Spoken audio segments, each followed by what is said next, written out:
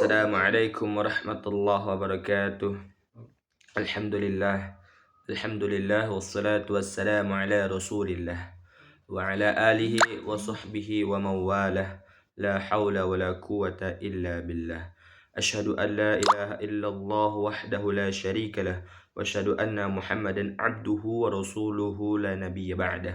Allahumma salli wa sallim wa barik ala sayyidina Muhammadin wa ala alihi wa sahbihi ajma'in, amma ba'du.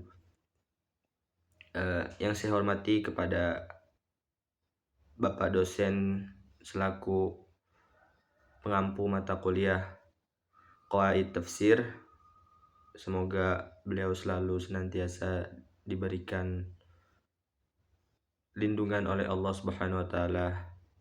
Yang pertama-tama marilah kita panjatkan puji serta syukur kehadirat Allah Subhanahu wa taala yang mana kita telah diberikan berbagai macam nikmat iman, Islam, sehat serta panjang umur, sehingga berkat nikmat-nikmat yang Allah berikan tersebut saya dapat menyelesaikan tugas saya, kewajiban saya sebagai mahasiswa untuk menyelesaikan ujian akhir semester dalam mata kuliah Qawaid Tafsir.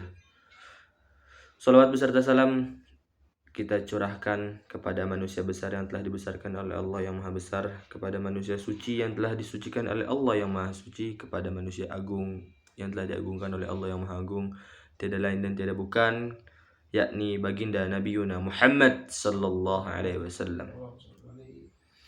Langsung saja di sini saya akan bahas tentang kaidah penafsiran kontemporer, yakni kata kaidah diserap dari bahasa Arab yaitu qaidah yang secara bahasa berarti dasar dan fondasi yang dibangun di atasnya sesuatu. Menurut At-Tawnawi, kaidah merupakan sinonim dari kata al-asl, al-qanun, ad-dabitah, dan al-maqsad. Tafsir secara bahasa memiliki arti yakni menyingkap dan menerangkan. Sedangkan secara istilah, tafsir menurut Az-Zarqashi adalah ilmu yang fungsinya untuk mengetahui kandungan kitabullah yang diturunkan kepada Nabi Muhammad sallallahu alaihi wasallam.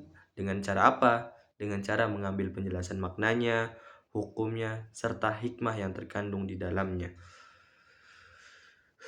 Sedangkan menurut Az-Zarqani, tafsir adalah ilmu yang membahas kandungan Al-Quran, baik dari segi pemahaman makna atau arti sesuai yang dikehendaki Allah Subhanahu wa taala.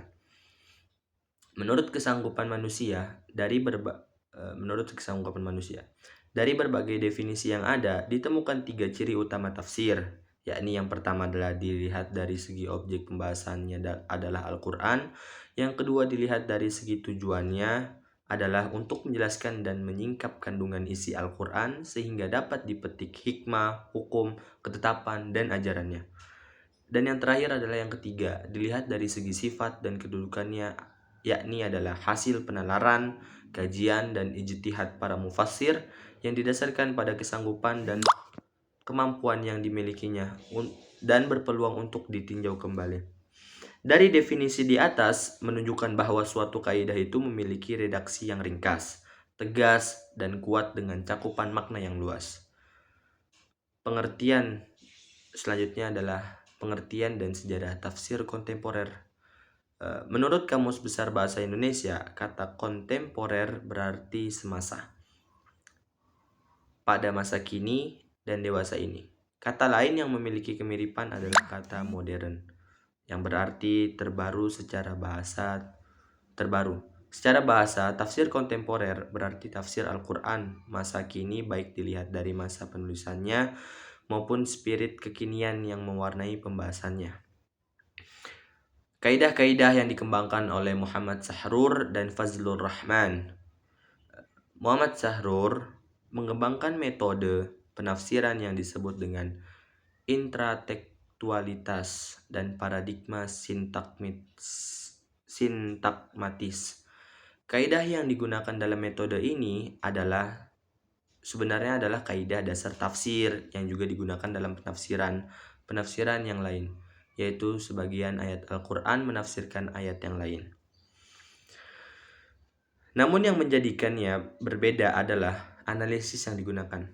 Analisis pemahaman terhadap sebuah konsep dari suatu teks dilakukan dengan cara mengaitkannya dengan konsep dari teks-teks lain yang mendekati atau yang berlawanan, atau bisa disebut juga dengan paradigmatik.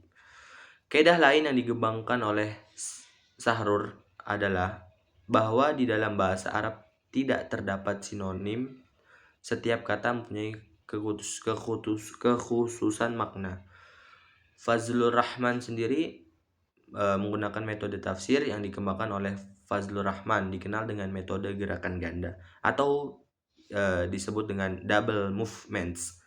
Metode ini sangat terkait dengan kaidah khusus yang dikembangkan oleh Fazlur Rahman dalam memaknai Al-Quran menurutnya. Menurutnya, esensi Al-Quran adalah moral yang menekankan pada monoteisme dan keadilan sosial.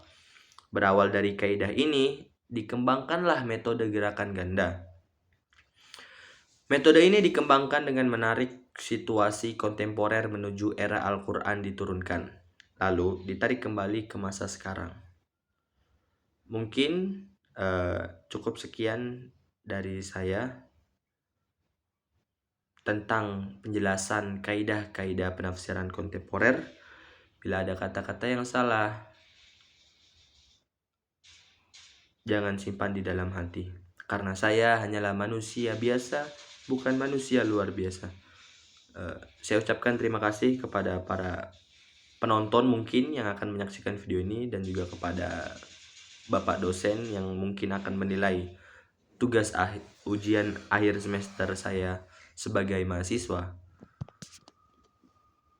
Mohon maaf bila ada kekurangan kata atau kata yang tidak berkenan dalam pengucapan. Billahi taufiq wal hidayah. Wassalamualaikum warahmatullahi wabarakatuh.